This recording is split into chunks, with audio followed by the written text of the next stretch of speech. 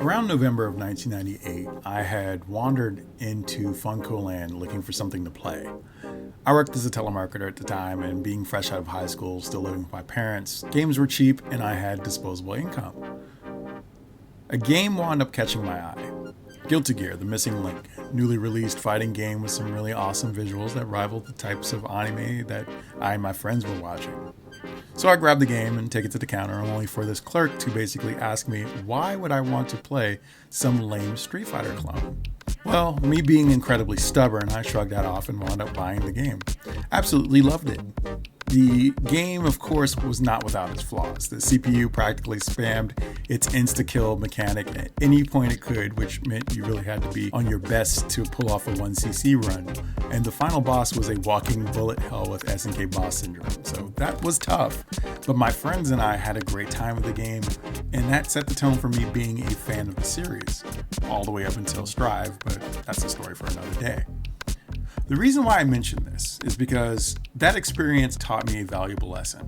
People are at times well-meaning, but highly biased, and their choices reflect that bias in ways that may seem helpful to them, but are really just negative overall. I'm sure in his own way he was preventing me from making the mistake of looking for something like Street Fighter but being disappointed in that game, if the game fell short of my expectations, of course. But he also didn't know me well enough to have any idea of what types of games interested me, and that assumption always seems to have stuck with me. Because of that incident, I've always been the type of person to try to not tell you, the customer, what to think, what to buy, because you work hard for that money and you know what's best for what entertains you. This is why, when it comes to the recent Metroid Prime 4 Beyond drama, I refuse to play these YouTuber and influencer-centric games with you. For the sake of transparency, consumer advocacy, and because I'm obviously a masochist at heart, we will be taking a look at these issues that I find interesting. If there's any more issues that come up, or if you want me to cover any of them, let me know. But for now, let's get started. Part 1. Feminist Agendas. First, let's talk about Megan Fausti, an American video game writer who worked with Retro Studios from July 2020 to May of 2022. Now, I do not have to explain why this person could have most people up in arms, considering there are obviously clear signs that this person may be a bit obsessed with certain ideologies. So even my spidey sense would pop off on this.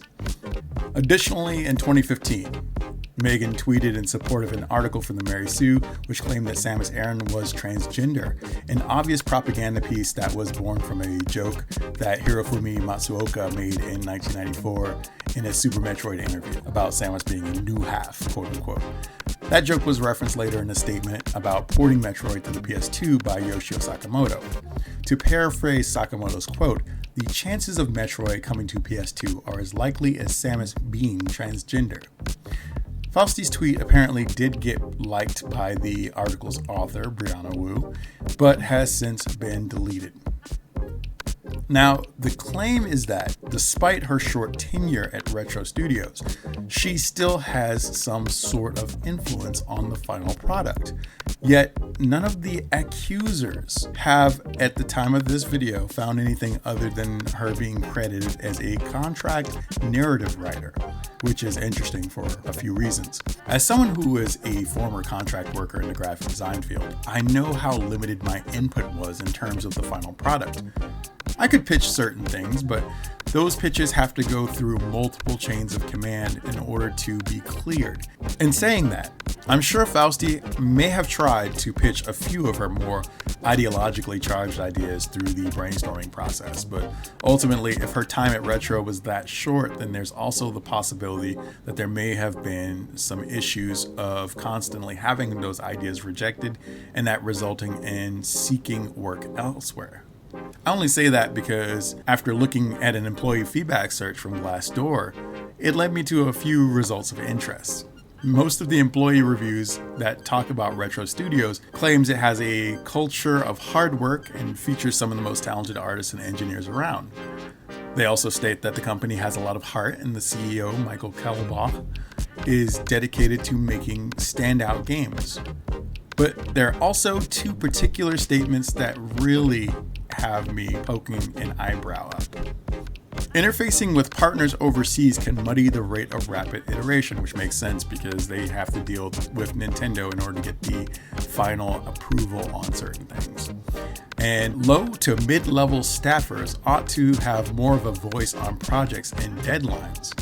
Now, I don't have full access to this Glassdoor page, so I can't really read the rest of the statement, but that second one, which is from a former employee of the company, really sounds like someone who felt as if they were disappointed at the level of input they had on the end product. And for the record, this is not me stating that this is specifically Fausty, but it certainly adds to my aforementioned theory on why she may have left the company.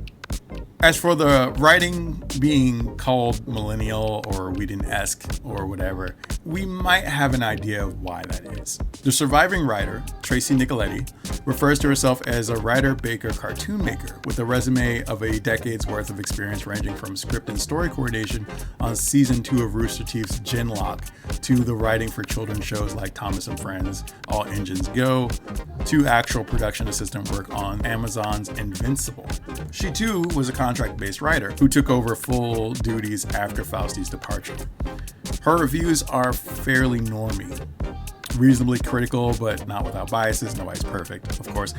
Naturally, with the high level of expectations from both Retro and Nintendo, the writing was likely meant to be as safe as possible. That's not saying the end result was good or bad, but that could be reflected in the writing of this current game. But of course, that doesn't stop there because the doorways retain some sense of feminist influence because they resemble, checks notes, female genitalia. Everywhere I look, something reminds me of her. Then again, if everything is just grasping at straws, then of course people are going to attempt to appeal to the culture war as a last resort. It's feminist agenda, not an influence of organic alien design or the influence of H.R. Geiger or the fundamental geometric shapes found in nature. Let's move on to the next topic.